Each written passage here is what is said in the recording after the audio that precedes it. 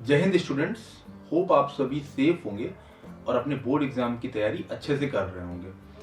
आज का जो टॉपिक है वो ये है कि आप अगर जेई की तैयारी कर रहे हैं तो आईआईटी जेई की तैयारी के साथ अगर आप फौज में भी जाना चाहते हैं और एक ऐसे गोल्डन अपॉर्चुनिटी की तलाश कर रहे हैं जिसमें आपको एनडीए एग्जाम बिना दिए हुए आप फौज में ऑफिसर बन सकते हैं।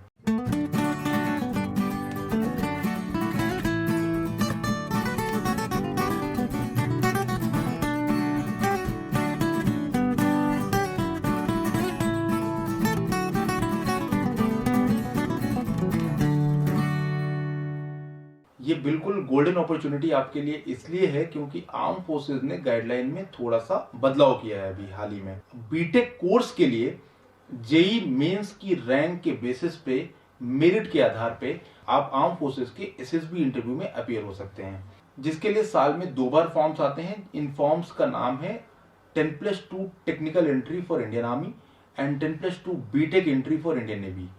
ये अपॉर्चुनिटी आपके लिए गोल्डन इसलिए है क्योंकि आपको एनडीए रिटन एग्जाम में बैठना भी नहीं पड़ेगा और आप ऑलरेडी जेई की तैयारी कर रहे हैं और साथ में जेई में अच्छी रैंक के बेसिस पे आपको आर्म फोर्सेस में एसएसबी इंटरव्यू भी मिल सकता है। यही एसएसबी इंटरव्यू एनडीए के थ्रू अगर आप जाते हैं तो आपको इसके लिए एनडीए का रिटन एग्जाम क्वालिफाई करना पड़ता है और उसके बाद आप आर्म फोर्सेस के लिए एसएसबी इंटरव्यू के लिए जा सकते हैं। ये अपॉर्चुनिटी इंडियन आर्मी भी देती है और इंडियन नेवी भी देती है।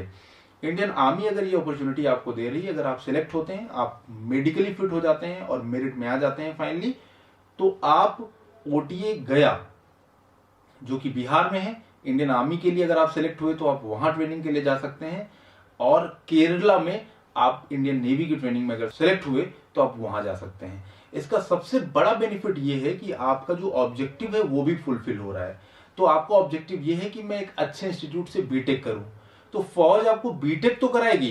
बीटेक के साथ साथ सबसे अच्छी बात ये है कि आप बीटेक के साथ साथ आप कॉम्बैट ट्रेनिंग भी कर पाएंगे और आर्म फोर्सेस में ऑफिसर कार्डर की ट्रेनिंग जो कि बिल्कुल ही स्ट्रक्चर्ड ट्रेनिंग होती है, जो आपको जेंटलमैन बना देती है रेस्ट ऑफ द लाइफ के लिए।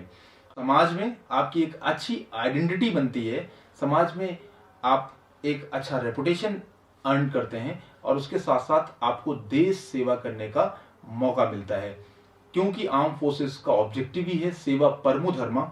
और आप जब यूनिफॉर्म पहन के इंडियन आर्मी का एक हिस्सा होंगे, इंडियन नेवी का एक हिस्सा होंगे और आप एक टेक्निकल ऑफिसर होंगे, तो इससे बड़े गौरव की बात आपके लिए कुछ नहीं हो सकती है।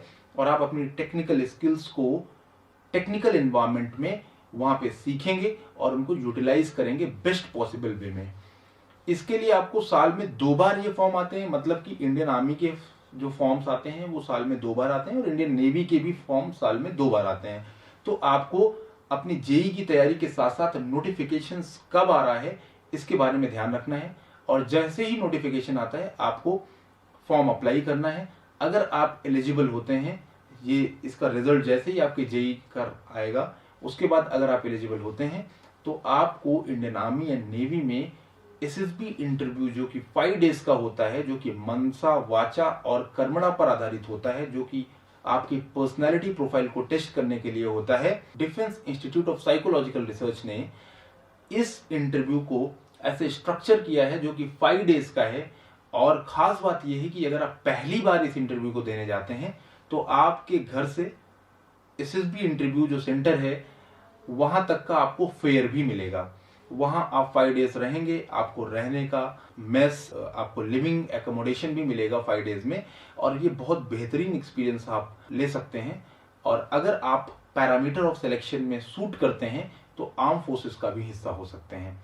तो ये बहुत ही गोल्डन अपॉर्चुनिटी है क्योंकि मेल एस्पिरेंट्स के लिए जो पीसीएम बैकग्राउंड से हैं उनके लिए 12th के बाद अगर फौज में जाना है तो 2 करियर अपॉर्चुनिटी है।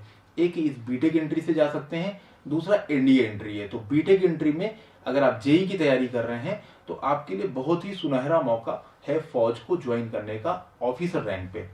Thank you. जय हिंद।